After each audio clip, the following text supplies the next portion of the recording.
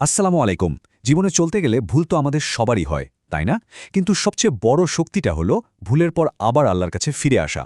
আজ আমরা শিখব নদীদের দেখানো সেই পথে কিভাবে আল্লাহর কাছে ক্ষমা চাইতে হয়।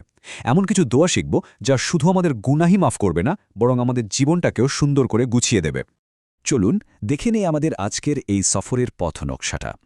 প্রথমে আমরা জানব ইস্তেগফার জিনিসটা আসলে কি আর এটা কেন এত জরুরি। এরপর শিখব নবীদের শেখানো কিছু অসাধারণ দোয়া। তারপর জানব ক্ষমা প্রার্থনার শ্রেষ্ঠ দোয়া সৈয়দুল ইস্তেগফার সম্পর্কে। দেখব এর পুরস্কারগুলো কি কি, আর সবশেষে কিভাবে এই সুন্দর অভ্যাসটাকে আমাদের প্রতিদিনের জীবনের একটা অংশ করে তোলা যায়। তো চলুন শুরু করা যাক একদম গোড়া থেকে। প্রথমেই পরিষ্কার করে নেওয়া যাক এই যে আমরা ইস্তেগফার বলি, এই শব্দটার মানে আসলে কি এবং কেন এটা আমাদের জন্য এতটা গুরুত্বপূর্ণ। আচ্ছা, আমরা প্রায় কিন্তু ইস্তেগফার আর তওবা শব্দ দুটোকে গুলিয়ে ফেলি, কিন্তু এদের মধ্যে একটা ছোট্ট কিন্তু খুব গুরুত্বপূর্ণ পার্থক্য আছে। দেখুন, ইস্তেগফার মানে হলো মুখে আল্লাহর কাছে ক্ষমা চাওয়া, আর তওবা মানে হলো সেই ভুলের জন্য মন থেকে লজ্জিত হয়ে অনুতপ্ত হয়ে আল্লাহর পথে পুরোপুরি ফিরে আসার একটা দৃঢ় সিদ্ধান্ত নেওয়া।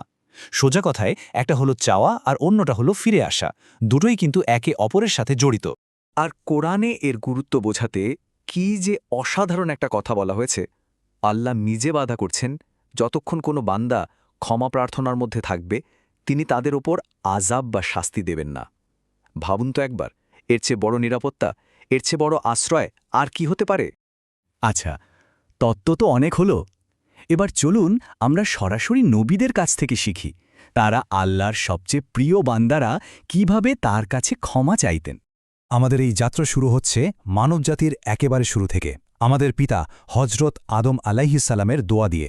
তার এই দোয়াটা আমাদের শেখায় ভুলের পর অনুতাপের প্রথম ধাপটা কেমন হওয়া উচিত। এটাই সেই দোয়া, রব্বানা দলামনা আনফুসানা। এর মানে হল, হে আমাদের রব, আমরা নিজেদের উপর জুলুম করেছি। খেয়াল করে দেখুন, এখানে কিন্তু কোনো অজুহাত নেই, কোনো কিন্তু নেই। একদম সরাসরি নিজের ভুলটা স্বীকার করে আল্লাহর রহমতের জন্য আকুতি। অনুতাপ প্রকাশের এর চেয়ে সুন্দর আর শক্তিশালী ভাষা আর কি হতে পারে? তাহলে এই শক্তিশালী দোয়াটা কখন পড়া যায়? একদম সহজ, যখনই কোনো ভুল হয়ে যাবে সাথে সাথে, অথবা যখন মন থেকে তওবা করার জন্য প্রস্তুত হবেন, কিংবা যখন নিজের ভুলটা পরিষ্কারভাবে বুঝতে পারবেন যে হ্যাঁ, আমি ভুল করেছি। এবার এমন একটা দোয়া শিখব যে আমাদের প্রার্থনার দিগন্তকে আরও বড় করে দেয়। হজরত নূহ আলাইহিসসালামের দোয়া আমাদের শেখায় কিভাবে শুধু নিজের জন্য নয়, বরং সবার জন্য কল্যাণ চাইতে হয়। সুবহানাল্লাহ, কি অসাধারণ একটা দোয়া, তাই না? এখানে তিনি শুধু নিজের জন্য ক্ষমা চাননি, চেয়েছেন তার বাবা মায়ের জন্য এবং পৃথিবীর শুরু থেকে শেষ পর্যন্ত সমস্ত মুমিন নরনারীর জন্য। এই একটা দোয়া আমাদের শেখায় আমাদের অন্তরটা কত বড় হওয়া উচিত। এবার আমরা শিখব হজরত মুসা আলাইহিসসালামের কাছ থেকে। তার দোয়াটা হল বিনয়ের সাথে সাথে সাথে নিজের ভুলটা স্বীকার করে নেওয়া। অনিচ্ছাকৃত কোনো ভুলের পর আল্লাহর দিকে ফিরে আসার কি যে দারুণ একটা শিক্ষা এটা। দেখুন কি সহজ আর সরাসরি কথা। রব্বি ইন্নি জালামতু নফসি ফাগফিরলি। হে আমার রব, আমি আমার নিজের উপর জুলুম করে ফেলেছি, আমাকে মাফ করে দিন। হুট করে রেগে গিয়ে কিছু বলে ফেললে বা কোনো অনিচ্ছাকৃত ভুলের পর পড়ার জন্য এটা কিন্তু দারুণ একটা দোয়া। এখন আমরা যে দোয়াটা নিয়ে কথা বলবো সেটাকে বলা যায় চরম বিপদ, হতাশা আর কঠিন সংকটের মুহূর্তের এক অব্যর্থ অস্ত্র। এটা হলো হজরত ইউনুস আলাইহিসসালামের সেই বিখ্যাত দোয়া, যা তিনি মাছের পেটের গভীর অন্ধকার থেকে করেছিলেন। এই দোয়াটার গঠনটা কিন্তু খুবই চমৎকার। এর মধ্যে ৩টা পাওয়ার হাউস পার্ট আছে। প্রথমে আল্লাহর একত্ববাদের ঘোষণা, লা ইলাহা ইল্লা আন্তা। তারপর তার পবিত্রতার প্রশংসা, সুবহানাকা। আর সবশেষে নিজের দুর্বলতা আর ভুলের চূড়ান্ত স্বীকারোক্তি, ইন্নি কুন্তু মিনাজ জালিমিন। আর হাদিসে তো এমনও এসেছে যে কোনো মুসলিম বিপদে পড়ে এই দোয়া করলে আল্লাহ তা অবশ্যই কবুল করেন। আমরা নবীদের কয়েকটি অসাধারণ দোয়া শিখলাম। এবার চলুন আমরা ক্ষমা প্রার্থনার শ্রেষ্ঠ দোয়ার দিকে যাই, যাকে বলা হয় সৈয়দুল ইস্তেগফার। সৈয়দুল ইস্তেগফার নামটা শুনেই বোঝা যাচ্ছে এর মর্যাদা কতখানি। এর মানে হল ইস্তেগফারের নেতা বা সর্দার। স্বয়ং আমাদের প্রিয় নবী সাল্লাল্লাহু আলাইহি ওয়াসাল্লাম এটিকে এই উপাধি দিয়েছেন, কারণ এর ভাষা, এর অর্থ আর এর গভীরতা সত্যি অতুলনীয়। আর এর পুরস্কার শুনলে অবাক হয়ে যাবেন। সহিহ বুখারীর হাদিসে এসেছে, যে ব্যক্তি দৃঢ় বিশ্বাসের সাথে সকালে এই দোয়া পড়বে এবং সন্ধ্যার আগে মারা যাবে সে জান্নাতি, আর যে সন্ধ্যায় পড়বে এবং সকালের আগে মারা যাবে সেও জান্নাতি। সুবহানাল্লাহ। এর চেয়ে বড় গ্যারেন্টি আর কি হতে পারে? اللهم أنت ربي لا إله إلا أنت خلقتني وأنا عبدك وأنا على عهدك ووعدك ما استطعت أعوذ بك من شر ما صنعت أبوء لك بنعمتك علي وأبوء بذنبي فاغفر لي فإنه لا يغفر الذنوب إلا أنت এই সেই মহান দোয়া। এটা শুধু একটা দোয়া না, এটা আল্লাহর কাছে নিজের সম্পূর্ণ আত্মসমর্পণের এক স্বীকারোক্তি।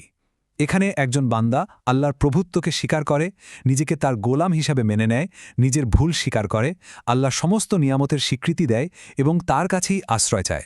এক কথায় ক্ষমা প্রার্থনার একটা কমপ্লিট প্যাকেজ।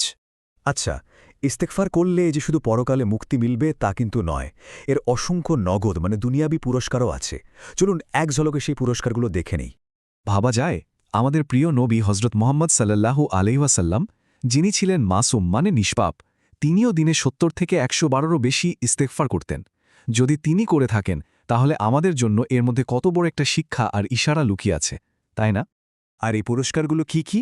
কোরআন ও হাদিস অনুযায়ী নিয়মিত ইস্তেগফার করলে আল্লাহ প্রয়োজন মতো বৃষ্টি দেন, ধন সম্পদ ও সন্তানে বরকত দেন, যে কোনো সংকট থেকে বেরিয়ে আসার পথ তৈরি করে দেন, সব দুশ্চিন্তা থেকে মুক্তি দেন এবং এমন জায়গা থেকে রিজিকের ব্যবস্থা করেন যে আমরা কল্পনাও করতে পারি না।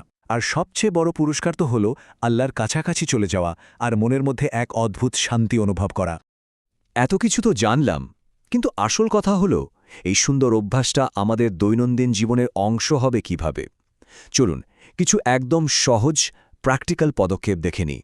শুরুটা করা যাক একদম সহজভাবে। প্রথম ধাপে সারাদিন মনে মনে বা মুখে শুধু বলতে থাকুন, আস্তাগফিরুল্লাহ, আমি আল্লাহর কাছে ক্ষমা চাই।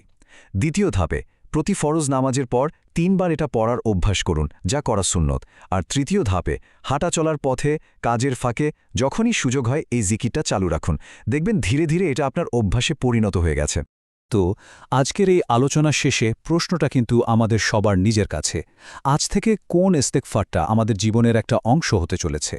হজরত আদমের সেই আকুতি ভরা দোয়া, নাকি সৈয়দুল ইস্তেগফারের মতো অসাধারণ আমল, অথবা একদম সহজ আস্তাগফিরুল্লাহ?